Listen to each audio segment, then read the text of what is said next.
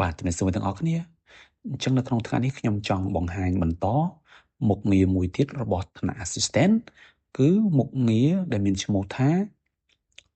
speech to touch speech to touch speech to touch មានន័យថាយ៉ាងម៉េច speech to touch កន្លែងនេះមានន័យថា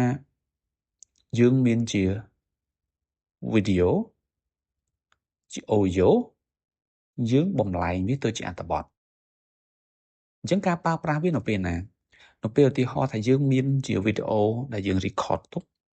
ហើយយើងចង់បំលែងអាវីដេអូទៅជាអត្ថបទអូយោងទៅជាអត្ថបទជាទូទៅយើងត្រូវអង្គុយសរសេរមួយឡើងវិញទៅមួយទៀតទៅតទៅជាមួយនឹងការប្រជុំដូចគ្នាពេលខ្លះយើងបានថតជាសំឡេងអញ្ចឹងយើងចង់បំលែងអាសំឡេងហ្នឹងទៅជាអក្សរអញ្ចឹងណាឬក៏តទៅជាមួយនឹងវីដេអូខ្លះតទៅជាមួយនឹងឯកសារសំខាន់អីតទៅជាមួយនឹងឯកសារដែលសំខាន់យើងចង់សរសេរវាទៅជាសៀវភៅអញ្ចឹងថាយើងត្រូវបំលែងវាទៅជាអត្ថបទអញ្ចឹងណាអញ្ចឹងមុខងារកន្លែងនេះពេចទៅថៃកន្លែងនេះដែលប្រាប់បច្ចេកទេស AI គឺដើម្បីជួយសម្រួលការងារទាំងអស់ហ្នឹងខ្ញុំជឿជាក់ថាអ្នកនរគ្នាអាចយល់កន្លែងហ្នឹងបានពីគោលបំណងនៃការបង្កើតមុខងាររបស់យើងអញ្ចឹងខ្ញុំចូលទៅកាន់ YouTube ខ្ញុំចូលទៅកាន់ download វីដេអូមួយចុះណា Midman មួយចុះខ្ញុំចូលកន្លែងនេះ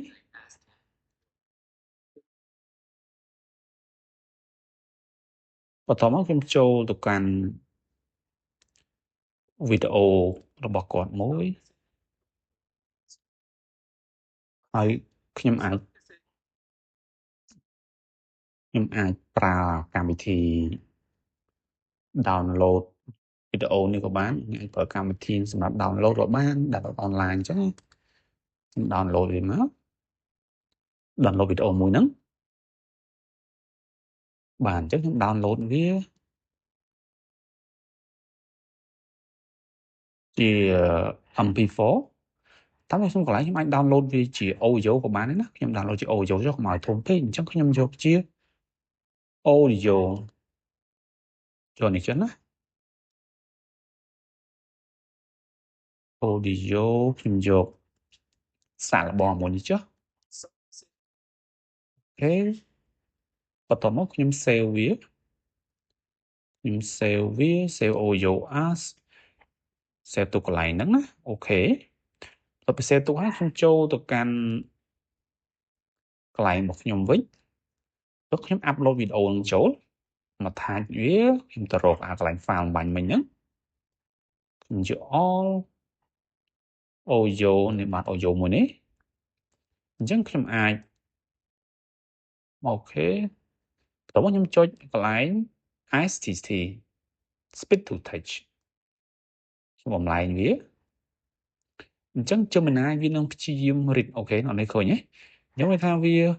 ចាប់យកអាសំឡេងដែលយើងនិយាយអំបញ្ញហ្នឹងគឺយើងបំលែងទៅជាអត្ថបទតែម្ដងអញ្ចឹងណាអានេះប្រើហ្នឹងមិនមែនបានតែភាសាអង់គ្លេសទេភាសាខ្មែរភាសាបារាំងភាសាអីក៏យើងអាចប្រើបានដែរណាអូខេអញ្ចឹងវីដេអូនេះខ្ញុំសូមបញ្ចប់តែប៉ុណ្ណឹងសូមអរគុណសូមជម្រាបលា